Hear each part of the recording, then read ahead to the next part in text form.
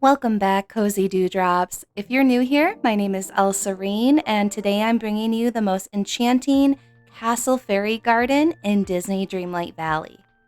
Today is part one of a two-part build, so if you love decorating ideas in DDLV, be sure to hit that like and subscribe button for part two and for more dreamy builds in the future.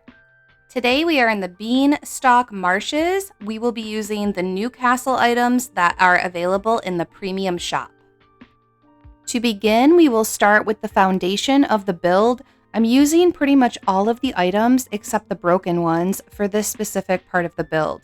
My vision is to create an overgrown garden within the castle walls. So grab your favorite cup of tea, your favorite warm blanket, and cozy up as we begin to build.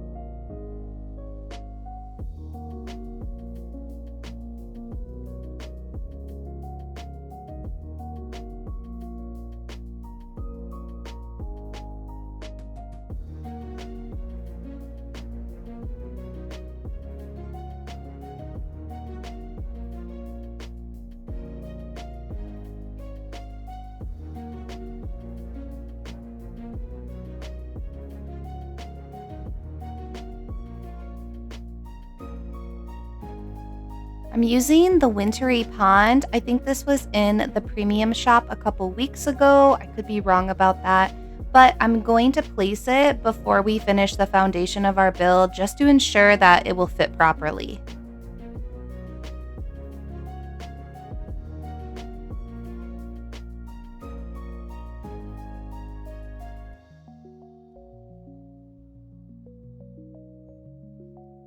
I found out that you can actually place items, very specific items, on top of the castle walls. So I'm choosing the large spiky winter crystal from the last star path to place up there to give it kind of like a fairy crystal vibe. Now that our foundation is complete, I'm going to go through and start placing some foliage elements.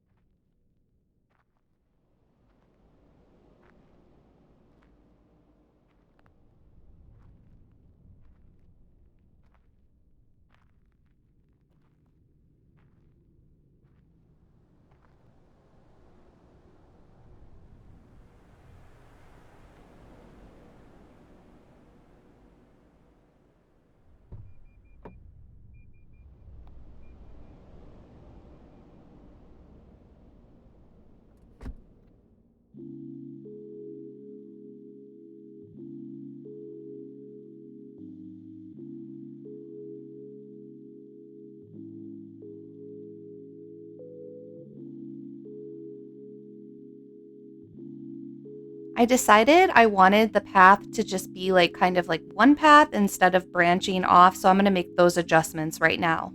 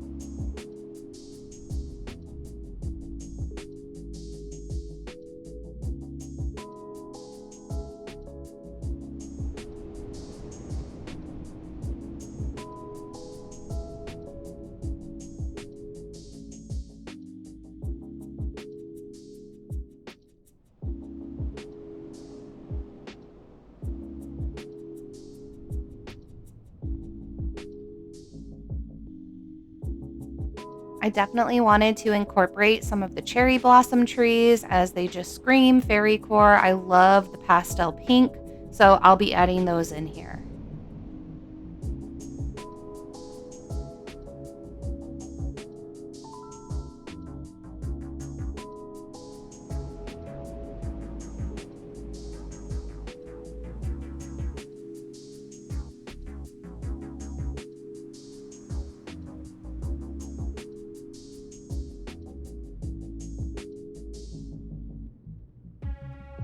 Next, I'll work on just placing some larger trees on the exterior of our castle to surround it and make it look more overgrown, not just on the inside, but on the outside.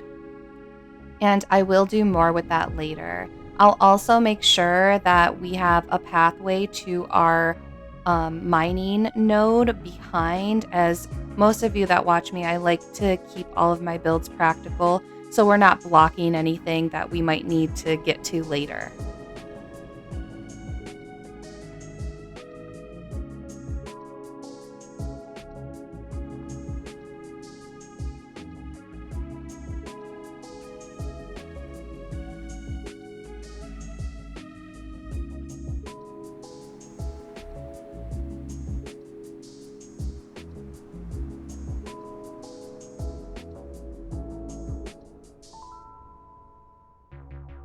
For this pond specifically, you can place some of the water elements in it.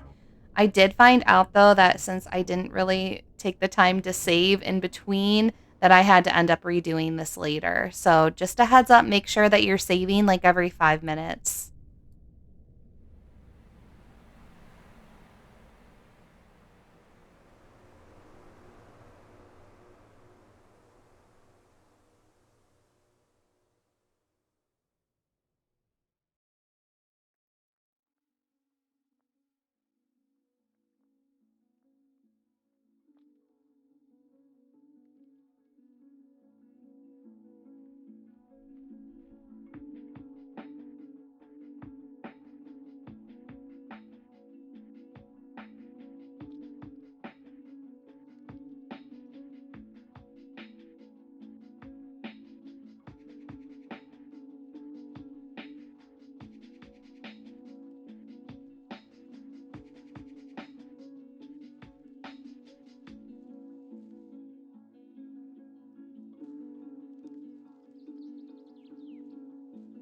So I did save shortly before placing down the magnolia bloom flowers on the pathing, and I am going to line the entire pathing with this flower, but you can tell that the water elements didn't stay and also the butterfly flowers didn't stay, so I'm going to have to replace those.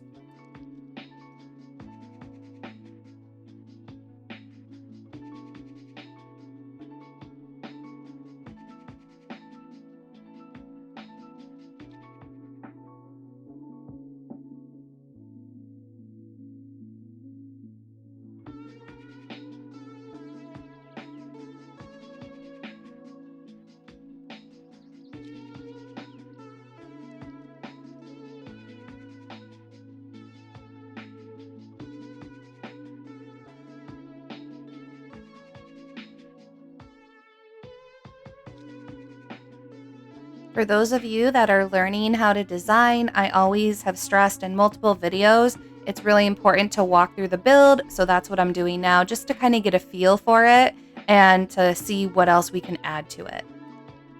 And I'm really glad I did because I noticed that there's a lot of like missing areas. There's some holes we can fill in with more foliage elements.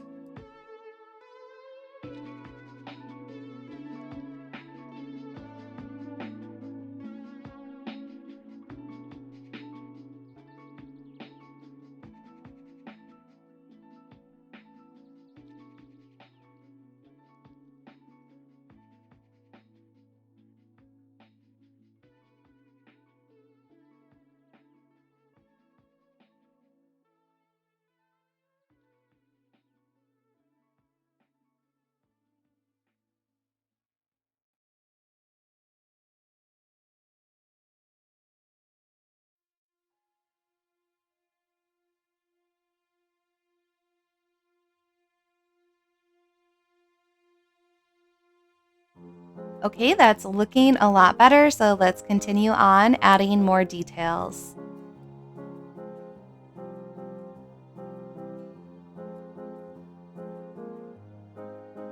I decided not to add flowers to this build because the grid size on flowers is a bit larger than the natural foliage elements that we have. So I was keeping that in mind.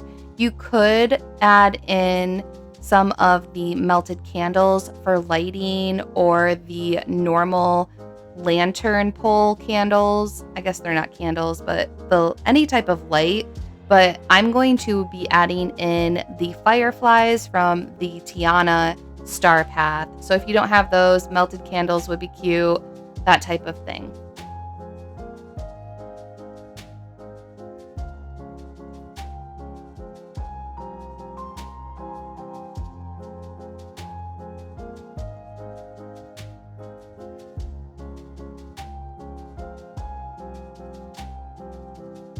Okay, so I'm pretty happy with the interior. So now we just need to layer the exterior and make it look lush and full, because this is going to be the actual backdrop of part 2, which I will be releasing in a couple of days. I really only had time to do the audio and edit the video for this specific build since this was the first one, but I did do the recording for the second build.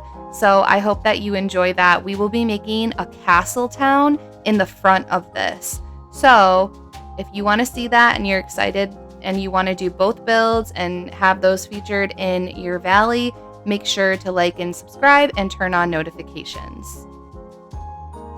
Okay, so this is what the build looks from the outside, and if we zoom in and just look at the inside, I am so happy with this. It is glowing, it is pink, it is magical. I am absolutely in love.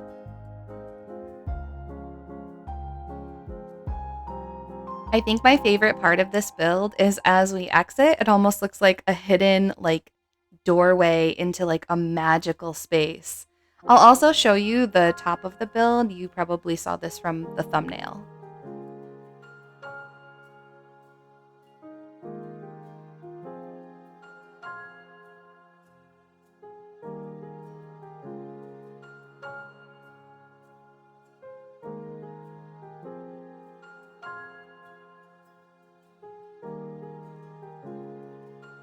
I feel so serene and peaceful in this fairycore garden. Make sure to tag me in your builds if you create a build like this or if you recreate it. Don't forget to like, comment, and subscribe for more Dreamlight Valley decorating ideas. And until next time, keep dreaming and keep building. I will see all of you in part 2. Stay cozy.